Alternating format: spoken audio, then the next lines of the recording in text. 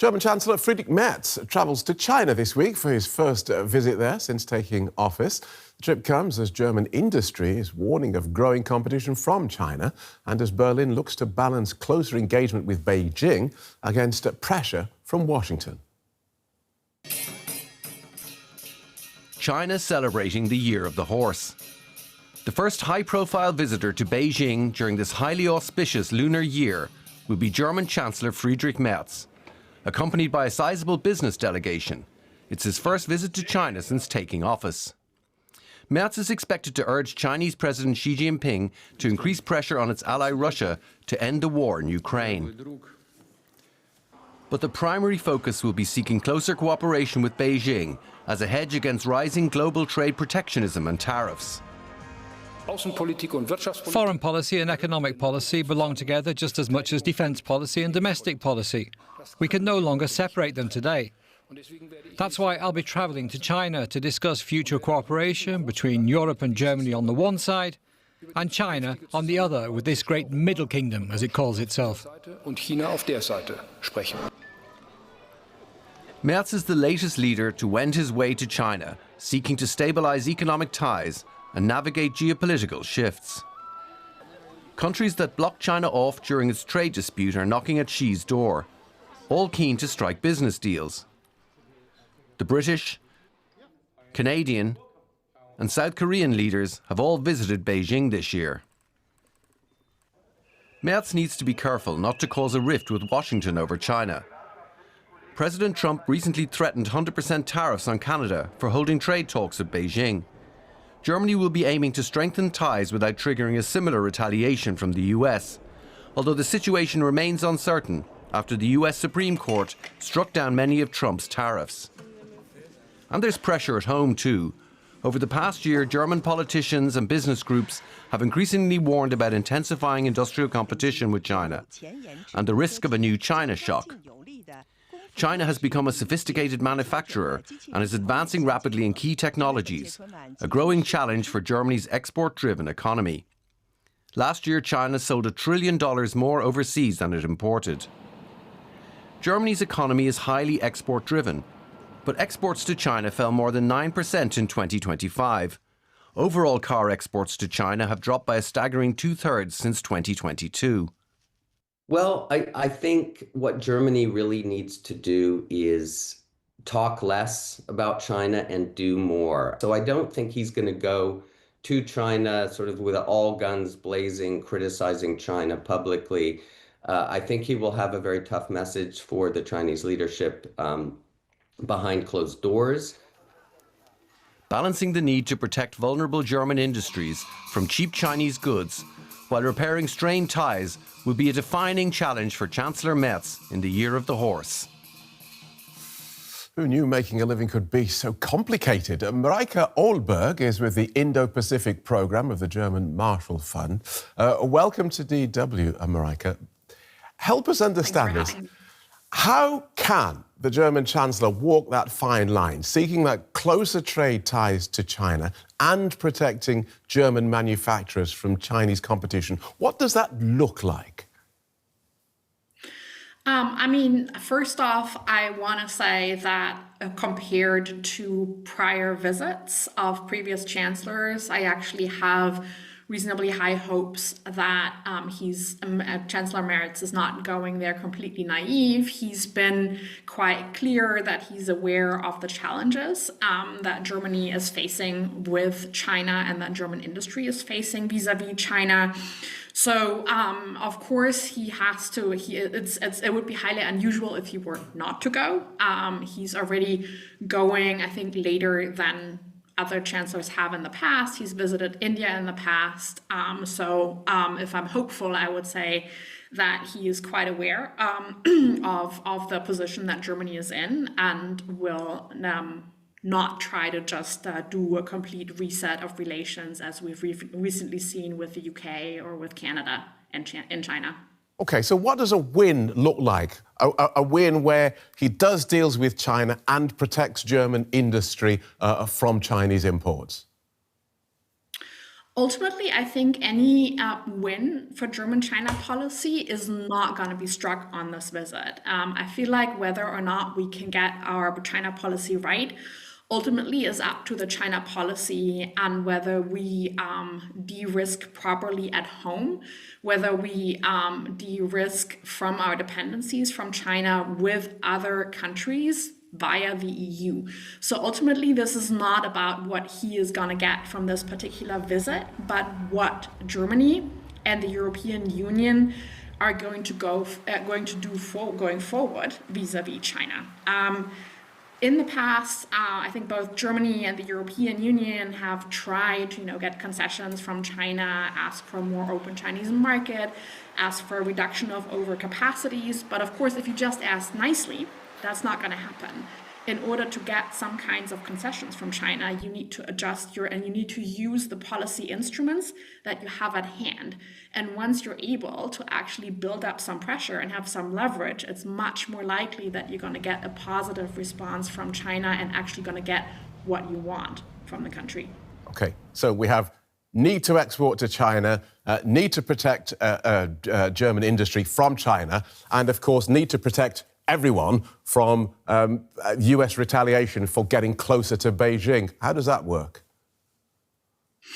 I think ultimately when it comes to German-China policy, we should not be looking towards what the United States is doing vis-a-vis China. I know there's a lot of, watching. Is the tariff war going to escalate? Are there going to be more tariffs? Is Trump possibly going to come up with some kind of limited bargain with China? And ultimately, if we keep looking towards what the line is in the United States, we're setting ourselves up for failure.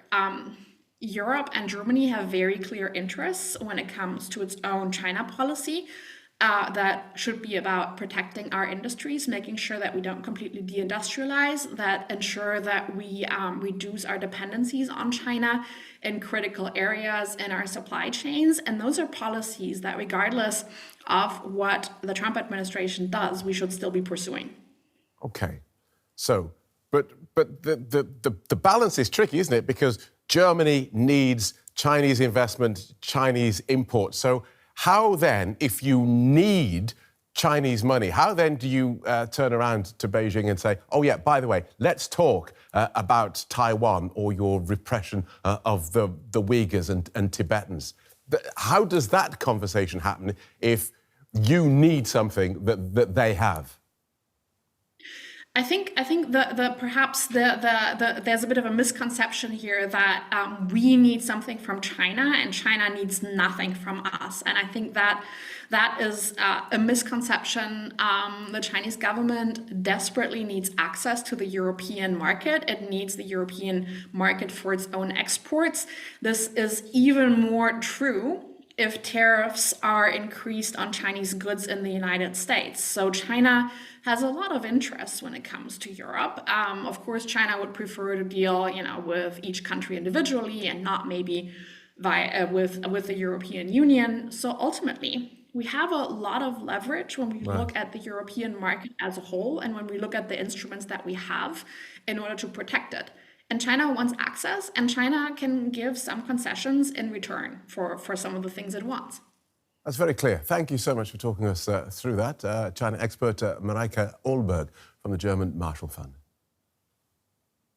Let's get more on this from DW political correspondent Simon Young. Welcome, Simon. So what does Chancellor Merz want from this visit? I think above all, Phil, what he would like is more of a sense of partnership in the Chinese-German relationship. Germany recognises that China has growing power economically and politically in the world, and it also sees that Beijing says that it wants good relations with Germany. So it has to be a two-way street.